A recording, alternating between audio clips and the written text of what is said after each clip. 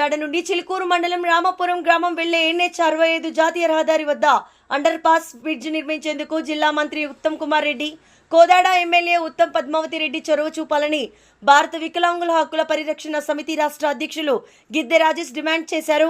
కోదాడ నుండి చిలుకూరు మండలం రామాపురం గ్రామం వెళ్లే NH 65 జాతీయ రహదారి వద్ద వెంటనే అండర్ పాస్ బ్రిడ్జ్ నిర్మించేందుకు కేంద్ర రాష్ట్ర ప్రభుత్వాలు ముందుకు రావాలని భారత వికలాంగుల హక్కుల పరిరక్షణ సమితి రాష్ట్ర అధ్యక్షులు గిద్దె రాజేష్ డిమాండ్ చేశారు.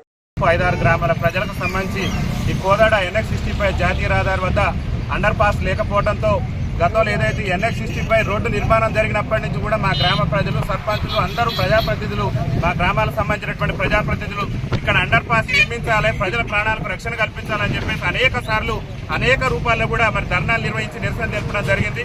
గౌరవ కేంద్ర మంత్రివర్యులు, కేంద్ర రోడ్డు రవాణా శాఖ మంత్రివర్యులు, రాష్ట్ర రోడ్డు రవాణా శాఖ మంత్రివర్యులు ముఖ్యంగా ఈ ప్రాంతానికి సంబంధించి ఈ ప్రాంత ప్రజల యొక్క ఆశీర్వాదంతో ఇవాళ రాష్ట్ర కేబినెట్ లో కూడా మంత్రిగా ఉన్నటువంటి రాష్ట్ర పౌర సరఫరాల, భారీ నీటిపారుదల శాఖ మంత్రివర్యులైనటువంటి ఉత్తమ్ కుమార్ రెడ్డి గారు, గౌరవ ఈ నియోజకవర్గ శాసనసభ్యురాలైనటువంటి పద్మావతి రెడ్డి గారు ఇక్కడ ప్రజల ప్రాణాలు మరి అరచేతుల్లో పెట్టుకొని ప్రయాణం చేయాల్సి వస్తుంది.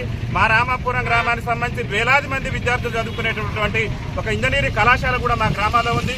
వాళ్ళ కళాశాలకి వెళ్లాలన్నా కానీ రోడ్డు దాట వెళ్లాల్సినటువంటి అవసరం ఉన్నది. ఇక్కడ అనేక మంది మా గ్రామస్తులే కాకుండా ఇతర గ్రామాల ప్రజలు కూడా యాక్సిడెంట్ రూపంలో ప్రమాదానికి గురి వారి ప్రాణాలు కూడా కోల్పోయారు. కాబట్టి గౌరవ ఎమ్మెల్యే గారు, గౌరవ మంత్రి గారు చొరవ చూపాలి. ఎందుకంటే వాళ్ళే కేంద్ర మంత్రి దృష్టికి తీసుకెళ్లాలి. అదేవిధంగా ఈ రాష్ట్ర మంత్రిగా ఎవరైతే రవాణా శాఖ మంత్రి, రోడ్డు రవాణా మంత్రిగా ఉన్నటువంటి కోమటిరెడ్డి వెంకటరెడ్డి గారు కూడా మరి యొక్క బైపాస్ ప్రాణాలు కాపాడాలని చెప్పేసి ఆయన అనేక ప్రాంతాల్లో కూడా అండర్ పాస్ నిర్మాణం కోసం వారు కృషి చేస్తున్నారు. వారి కృషిని మేము అభినందిస్తున్నాం. కానీ 10 గ్రామాల ప్రజలు ప్రాణాలు అరచేతిలో పెట్టుకొని నిత్యం కూడా కొంతమంది వ్యక్తిగత స్వార్థం కోసం, వాళ్ళ రియల్ ఎస్టేట్ వ్యాపారం కోసం, వాళ్ళ రాజకీయ ప్రయోజనాల కోసం గతంలో ఇక్కడ అండర్ పాస్ నిర్మాణం జరగకుండా చేశారు. దయచేసి ఇక్కడ రాజకీయాలుగా కావాల్సింది ప్రజల ప్రాణాలకు రక్షణ కల్పించవలసినటువంటి బాధ్యత రాజకీయ నాయకులుగా,